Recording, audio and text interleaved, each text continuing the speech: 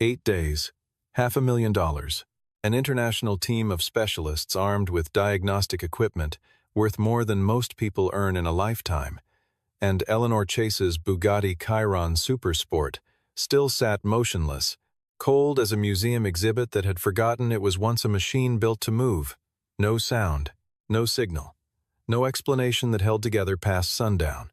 Then Isaac Ward walked in, a man in a faded canvas jacket, calloused hands, driving a pickup truck that looked like it had no business pulling into a $3.9 million dealership. He knelt beside the car, stayed quiet for 3 minutes, then made one move, and the Bugatti roared. What happened in those 5 minutes? The answer will change the way you think about expertise forever. Cherry Creek Boulevard on a Monday morning looked the way money always looks when it is trying not to be obvious about itself. Wide glass facades, polished stone sidewalks, and the particular kind of quiet that only exists in places where things are very expensive. Chase Prestige Motors sat at the corner where the boulevard curved, 12 showrooms spread across 4 states, and the Denver flagship was the crown of all of them. Inside, the floors were Italian marble, the lighting was calibrated to make every curve of every vehicle look like it had been sculpted rather than manufactured, and the staff moved in the careful, unhurried way of people who understood that the clients they served did not appreciate being rushed.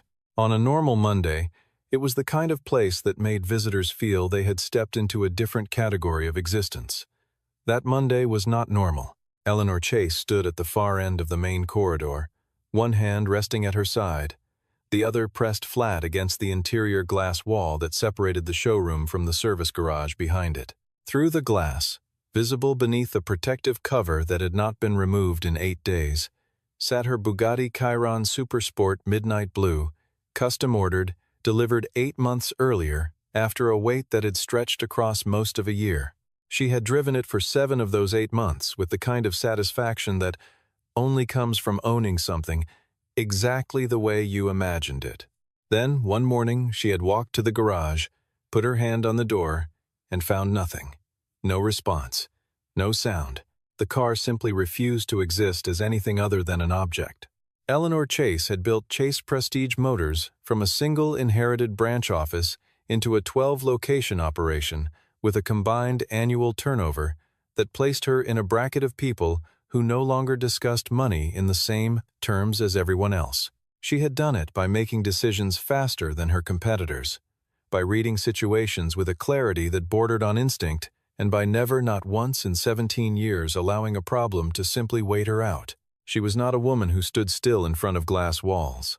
And yet, there she was, fingers pressed against the pane, watching a covered car that had not moved in 8 days. The men responsible for solving that problem were somewhere behind her, assembling their materials for another morning briefing. Hunter Blake had arrived from Auto Elite International with a team of 4 specialists and a contract worth $500,000. Auto Elite was not a local operation.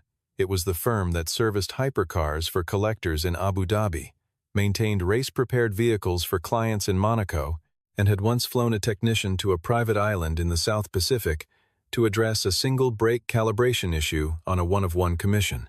Hunter Blake himself had more certifications framed on his office wall than most mechanics had tools in their shop. He was, by every conventional measure, exactly the kind of person you called when the problem was too large for anyone else. The Chiron Supersport had been delivered with a full manufacturer's documentation package and a service history that was, as of 7 months in, completely clean. No unusual readings, no warning flags, no behavior outside normal parameters. Then, on an ordinary Thursday morning with the temperature in Denver sitting at 31 degrees Fahrenheit, the car had simply refused to start. Not a gradual failure, not a warning light the day before. The engine management system reported no faults.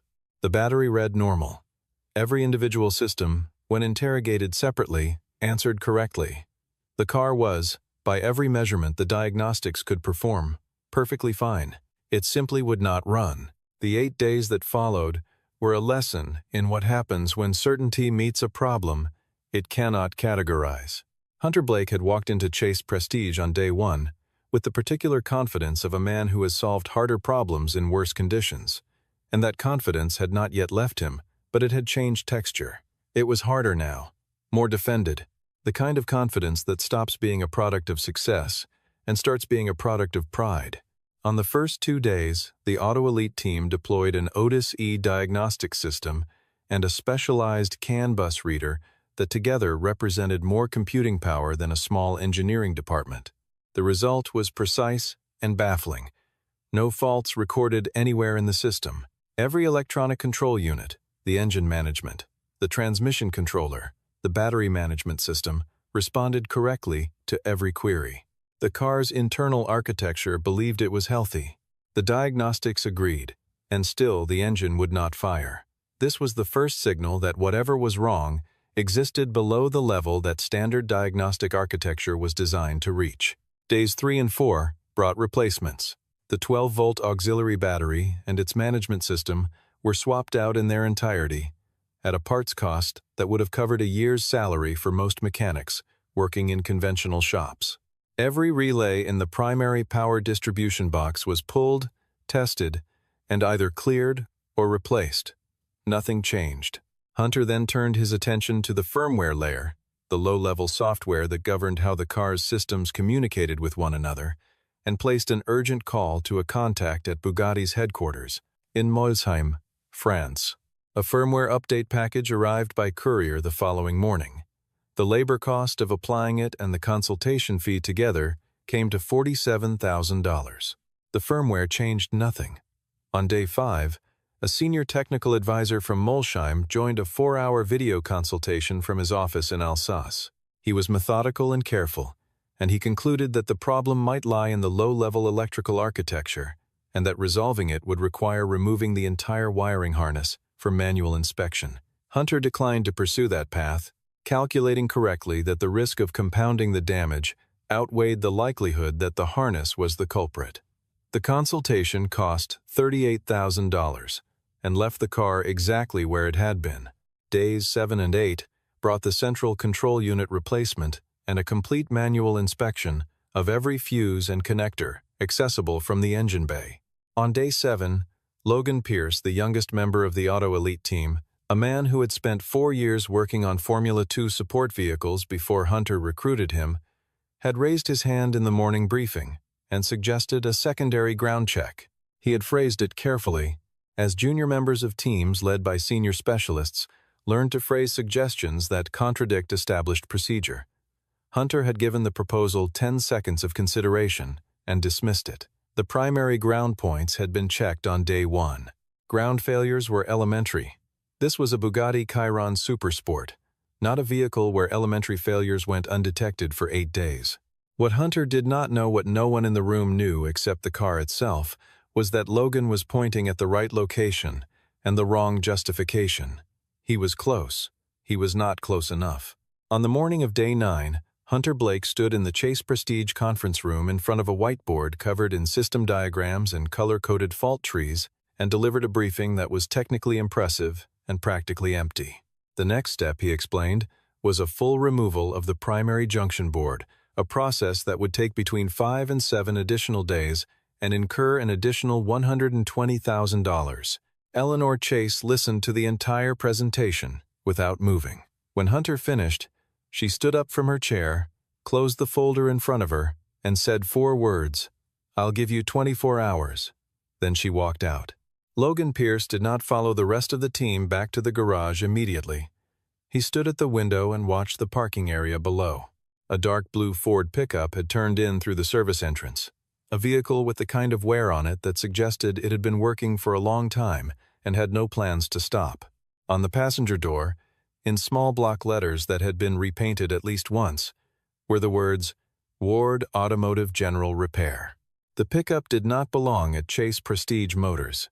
That was obvious to anyone who looked at it, and several people did the parking attendant who waved it toward the service bay out of habit rather than recognition, the receptionist who looked up from her desk when she heard the unfamiliar engine note, and the junior technician who saw it pull in and assumed it was a delivery gone wrong. It was, in fact, exactly that. Eleanor's logistics coordinator had been searching for an emergency parts transport service the previous afternoon and had dialed Ward Automotive by mistake. The listing sat 3 lines above the correct number in an old vendor directory that should have been updated months ago. Isaac Ward had taken the call, confirmed the address, loaded the parts into the back of his truck, and driven out the following morning without attaching any particular significance to the errand. Isaac Ward was 43 years old, and he looked it in the way that men who have worked with their hands for a long time tend to look their age not diminished by it, but marked by it. His hair was dark with gray at the temples. His jacket was canvas and had been washed enough times to lose its original shade, and the way he moved suggested a man who had spent a great deal of time in spaces where economy of motion mattered more than appearance. He carried the parts box under one arm and held the delivery paperwork in his free hand. And when he pushed through the service entrance of Chase Prestige, he took in the space around him with the flat, comprehensive attention of someone whose eyes had been trained to read environments rather than simply observe them. He was walking toward the service desk when he passed the mouth of the main garage bay and saw, through the opening, the tail end of a covered vehicle. A section of the protective sheet had shifted, exposing the rear quarter panel and the exhaust assembly. Isaac Ward slowed his pace. He did not stop. He did not change direction. He looked at the visible section of the car for approximately 2 seconds, then continued walking. But something in his bearing had altered in those 2 seconds, a very slight stillness, the kind that comes not from hesitation, but from recognition. He found a junior technician at the parts desk, set the box down, and began going through the handover process when Hunter Blake appeared at the far end of the bay. Hunter had come back to the garage after the conference room cleared and was standing near the main diagnostic station, reviewing the previous day's printouts. When he saw Isaac, a man he did not recognize, carrying a box, wearing clothes that did not belong in this particular facility, he addressed the nearest staff member without lowering his voice, who let this person into the technical area. "I've asked for restricted access during the consultation period." It was not hostility. It was something more efficient than hostility, the administrative dismissal of a variable that did not fit the current framework. Isaac did not react to this. He finished reviewing the delivery paperwork, waited while the technician located a signature, and then turned to leave. He passed the entrance to the main bay a second time, and this time he stopped. Not for long, 3 or 4 seconds. He was looking at the covered car. More specifically, he was looking at the section of the exhaust assembly that the shifted cover had exposed, and he was reading something in it that was invisible to everyone else in the room. He asked the technician standing nearest to him a single quiet question. "What's wrong with it?" The technician gave him the short version: wouldn't start. 8 days. Specialists from out of state. No resolution yet. Isaac nodded. He thought for a moment. Then he asked, "What month was it delivered?" The technician didn't know. Isaac nodded again, as though the question had been answered anyway, and walked toward the exit. He was 5 steps from the door when Eleanor Chase came through it, moving at her usual pace, the pace of a person who had already decided where she was going before she started walking. She saw Isaac, assessed him in the space of a breath, and looked at her coordinator. After a brief explanation of the mistake, she looked at Isaac with the polite, impersonal efficiency of someone closing an open variable. "Thank you for coming. Someone will see you out." Isaac had half-turned toward the exit when Hunter Blake arrived at the entrance to the bay, drawn by the shift in the room's attention. He looked at Isaac with the particular expression of a man who has spent years being the most qualified person in any given room and has begun to mistake that pattern for a law of nature. He was waiting for Isaac to leave first. Isaac did not leave.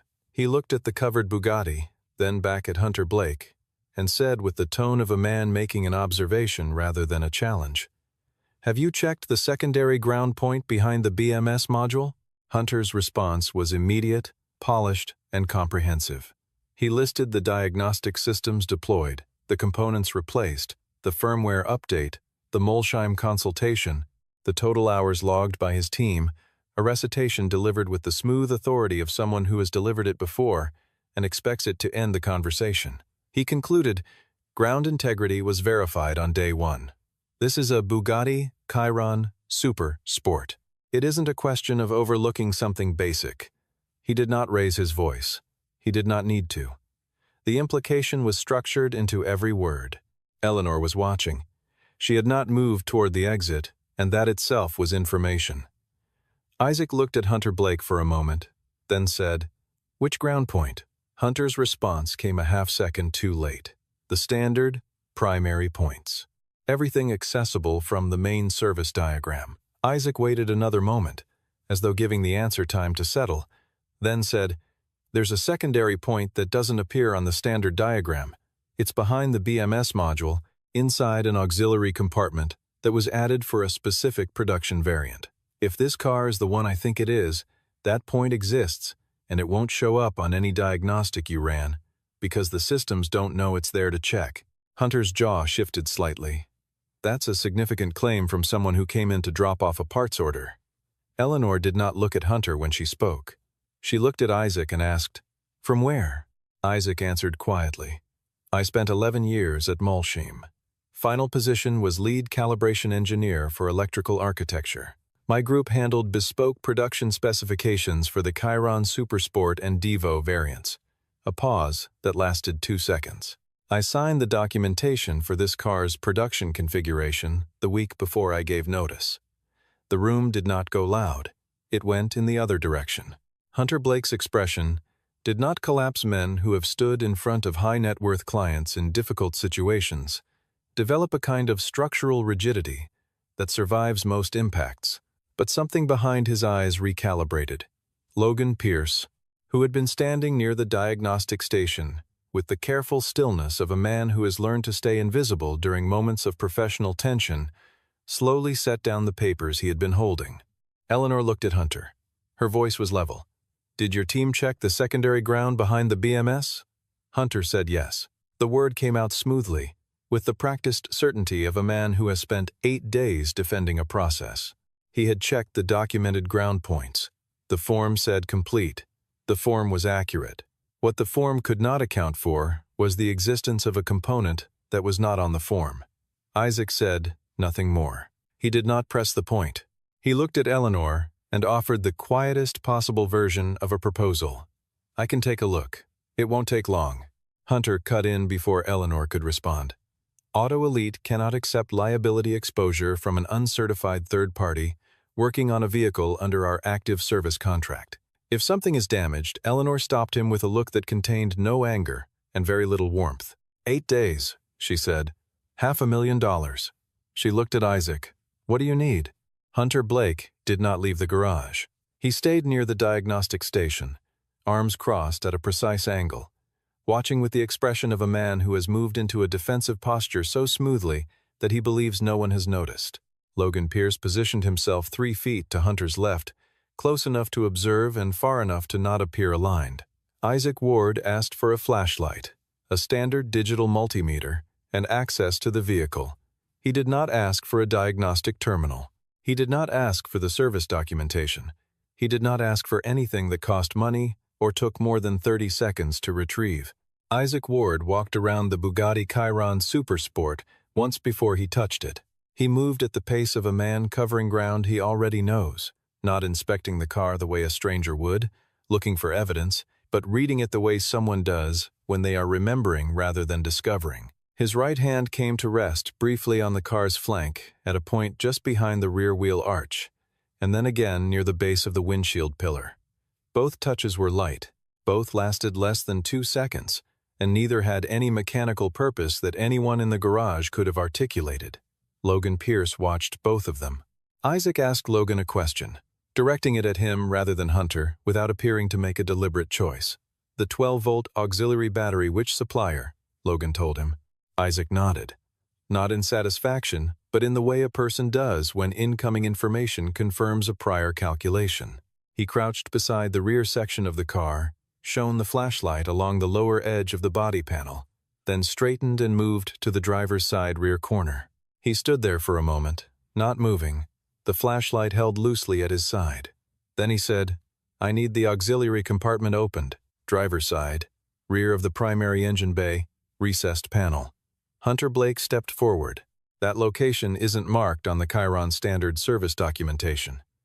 Isaac looked at him with the even, non-confrontational expression of a man who is simply going to continue doing what he is doing. "I know. The compartment was added in a bespoke electrical configuration that applies to a specific order window. This car is from that window. He paused. I know it's there because I designed the specification that put it there.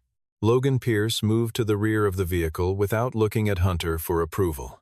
He found the recessed latch on his second pass and pressed it. A panel clicked open, hinged from the bottom. Inside was a wiring cluster that appeared, at first glance, completely ordinary. The insulation was intact. The connectors showed no corrosion, no heat discoloration, no physical damage of any kind.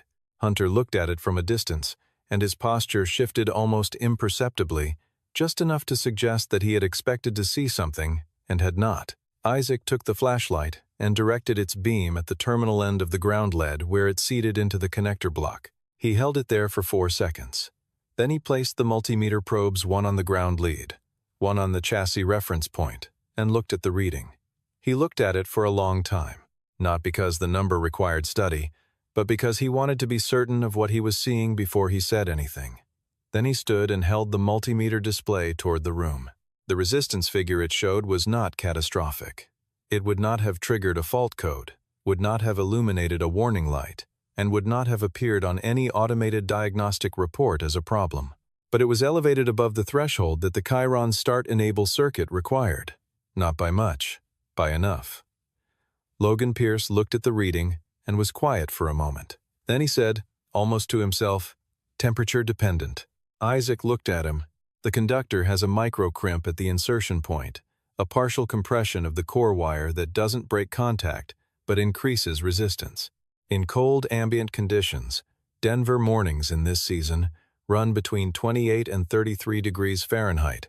The metal contraction is enough to push the resistance above the start-enable threshold. By midday, when the garage warms up, the expansion brings it back down. He paused. That's why every diagnostic your team ran came back clean.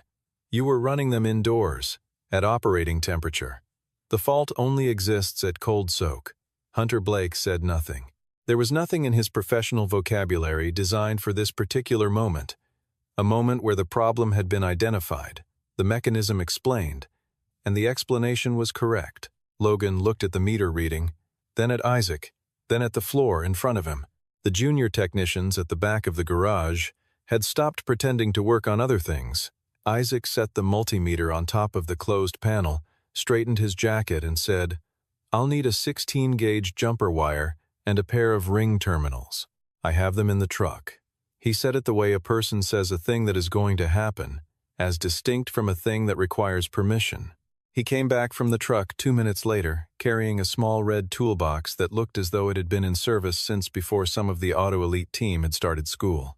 Inside, a coil of 16-gauge wire, a crimp tool, a small sheet of fine grit abrasive paper, a pair of ring terminals, and the multimeter he had already returned to the case by habit. Hunter Blake had used those 2 minutes to say something to Eleanor in a low voice near the service bay entrance. Eleanor had listened without responding.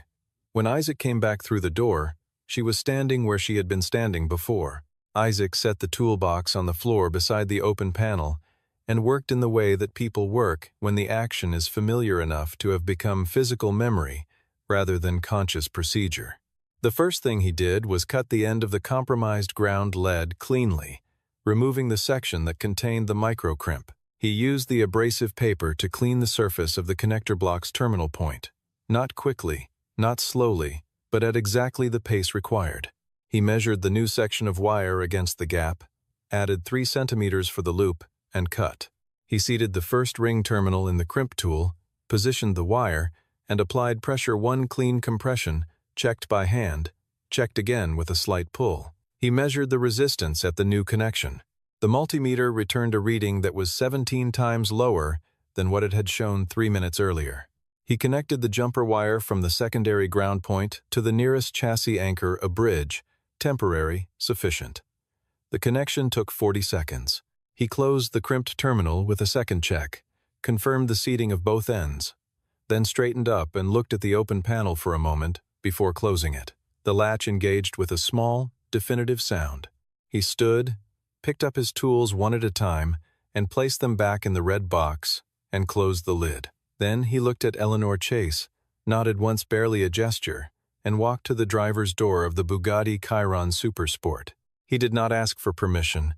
He did not announce what he was about to do. He simply opened the door, sat down in the driver's seat, and settled into it with the ease of a man occupying a space he has occupied before.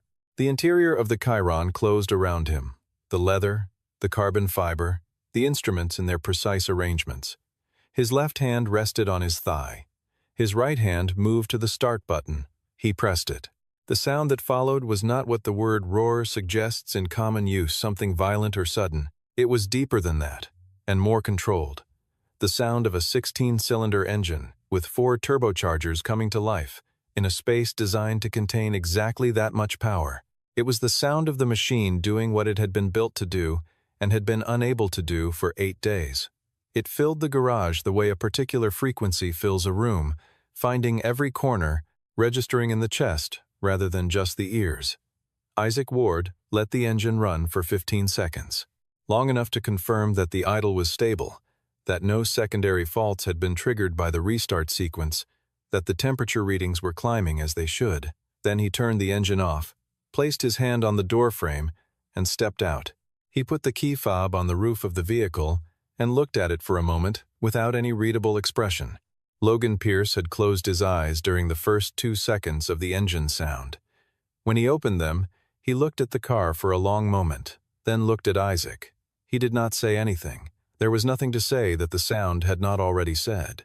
The junior technicians at the back of the bay were not pretending to work anymore, they were simply standing there. Hunter Blake stood near the diagnostic station, arms no longer crossed, hands at his sides, his face arranged in an expression of careful neutrality that required visible effort to maintain. Eleanor Chase had not moved. She was looking at the Bugatti, and for the first time in 8 days, she looked like a person who was not waiting for something. Eleanor Chase did not ask how he had done it. She asked who he was. The distinction was, for anyone who knew her, significant. She was not interested in the method. She was interested in the source. Isaac answered the way he answered most questions briefly, with no material left over. Isaac Ward. I run a shop in Lakewood. Eleanor did not look away. Before that, he kept his eyes on the car. 11 years. In Mulsheim. Final position was lead calibration engineer for electrical architecture. My group handled bespoke production specifications for Chiron, Supersport, and Devo variants. A pause that lasted 2 seconds. I signed the documentation for this car's production configuration the week before I gave notice. Hunter Blake made a sound that was not quite a word, something between a correction and a reflex, and then stopped himself. He reformulated and said, with the measured tone of a man working to recover the frame of a conversation that had shifted against him. If you were working at Bugatti, why are you operating a general repair shop in the suburbs? It was the right question asked for the wrong reason. Isaac looked at him, not with hostility, not with the satisfaction of a man who has won something, but with the flat attention of someone who is going to answer accurately and briefly. My wife died 5 years ago. I wanted to be somewhere I knew. He did not add anything to this. He did not indicate that it required any particular response. Logan Pierce had his phone in his hand. He had typed 2 words into a search engine, Isaac Ward, Mulsheim, and the first result had come back in under 2 seconds. He turned the screen toward Hunter without saying a word. The result was an article from Automotive Engineering International, dated 4 years prior, discussing advances in low-voltage electrical architecture for limited production hypercars. The byline read, Isaac Ward, lead calibration engineer, Bugatti Automobiles SAS. There was a photograph, a younger version of the man currently standing in the garage, taken in an environment of considerable industrial cleanliness, standing beside what appeared to be a wiring harness prototype. Hunter looked at the screen for 3 seconds, and then looked away. Hunter made one more attempt, the attempt of a man who is not willing to concede the full territory even when the main position has been taken. He said, with technical accuracy, that the bridge wire Isaac had installed was a temporary measure, that the car required proper repair through an authorized service facility, that the correct fix was a full replacement of the compromised wiring section using factory-approved components, and that operating the vehicle in its current state was not formally sanctioned by the manufacturer. Every one of those statements was true. Isaac said, He's right. Hunter's expression did not change, but the quality of his stillness shifted. Isaac continued. That's a bridge solution. The compromise section needs to be replaced. The factory kit includes the correct gauge wire and a pre-terminated connector matched to the original spec. Bugatti will ship it from Molsheim on a 3 to 5 business day lead. Until it arrives, the car runs safely, but it shouldn't be driven hard. He looked at Eleanor. I'd recommend calling Molsheim directly and referencing the production sequence number. They'll know which kit. Eleanor was looking at him with the expression of someone assembling a picture from components that had previously appeared unrelated. She said, "How did you know this was the right car? You saw 2 seconds of the exhaust through a shifted cover." Isaac answered. The exhaust assembly on the bespoke electrical variant has a modified bracket at the collector junction, a small geometry change to accommodate the routing of the secondary ground harness. Standard Chirons don't have it. I recognized it. I also read the last 4 digits of the production sequence from the stamp on the bracket, and those digits fall within the run I was working on when I left. He paused. It's a small thing to notice if you put it there. The garage was quiet in the specific way that spaces become quiet when the people in them are processing something at a rate faster than conversation allows. Logan Pierce looked at Isaac with the expression of a man who has spent 4 years working for someone who dismissed his best instinct on day 7 and is doing the arithmetic on what that cost. The conference room at the end of the east corridor had not changed in 8 days. The same whiteboard, the same fault tree diagrams that Hunter's team had added to incrementally as the problem resisted resolution, the same view through the window of the courtyard where the delivery vehicles parked. Eleanor sat in the same chair she had occupied during every previous briefing. Hunter Blake stood, which was his instinct in situations where standing gave him a marginal advantage in posture, if not in argument. He made his case carefully, and it was not entirely without merit. His team had operated on the information available to them. Bugatti's documentation for third-party service providers did not include specifications for bespoke configurations, a structural limitation of the manufacturer's information sharing policy, not a failure of Auto Elite's research process. The secondary ground point existed in a compartment not marked on any service diagram accessible through official channels. Given the information they had, the procedure they followed was correct. The firmware replacement, the BMS work, the control unit swap, all of it was legitimate diagnostic response to a problem that presented with no discernible root cause. Eleanor listened to all of it. She was good at listening. It was one of the tools that had built her business. She let him finish and then said, "Did you ask me for the car's full order history before you began?" Hunter said he had requested the standard manufacturer documentation. Eleanor said, "I have the complete bespoke order specification on file in this building. If someone had asked me for it on day 1, it would have taken my coordinator 20 minutes to retrieve it." Hunter said that requesting customer documentation was not standard Auto Elite procedure on initial engagement. Eleanor said, "That tells me something." She continued in the same level tone, without sharpening it. "On day 7, one of your team members suggested checking the secondary ground." Hunter started to respond. She finished, "You dismissed it, not because the procedure had already been done correctly, but because you had defined the scope of the problem in a way that made the suggestion seem redundant. You were solving the problem you expected, not the problem that existed." Hunter said that, without the correct documentation, the scope he defined was the reasonable one. Eleanor said, "You were brought in to solve an unreasonable problem. Reasonable scope is not the right tool for that." The conversation continued for another 12 minutes. Hunter made several more attempts to reframe the situation around liability, around information asymmetry, around the technical legitimacy of his team's process, and each of them was accurate enough that Eleanor could not simply dismiss them. But she did not need to dismiss them. She was trying to understand what had happened, and she had understood it before the conversation began. Hunter had entered a situation he did not fully understand, operated according to frameworks that did not apply, dismissed the one instinct from within his own team that pointed toward the answer, and when confronted with a man who knew the answer, deployed his professional credentials as a reason to disregard what that man was saying. All of this had cost Eleanor Chase 8 days and $500,000, and all of it had a rational explanation that Hunter could defend point by point. The rationality of the explanation was, Eleanor had come to understand precisely the problem. She ended the meeting by saying that Auto Elite's contract would be honored in full. The payment would be processed by end of business. She would not be renewing the engagement, and she would not be providing the referrals that had been part of the informal understanding when the contract was signed. She said none of this with visible satisfaction. It was information, delivered professionally, without performance. Hunter Blake picked up his folder and left the room. Logan Pierce was not in the conference room. He had made a choice, around the time the meeting began, about where he wanted to be, and it was not in a room where he would be required to stand behind a position he no longer believed in. He was in the garage, sitting on the metal bench along the far wall. Isaac Ward was still there, leaning against the workbench near the closed auxiliary panel, looking at nothing in particular. Logan sat for a moment, then said, "Why didn't you say who you were when you first came in?" Isaac looked at the floor, then at the car. "If I'd introduced myself, the first question would have been why I'm running a parts delivery service in Lakewood instead of working at Molsheim. I don't have an answer for that question that I'm interested in giving to strangers." Logan thought about this, but if you'd stayed quiet, the car would still be dead.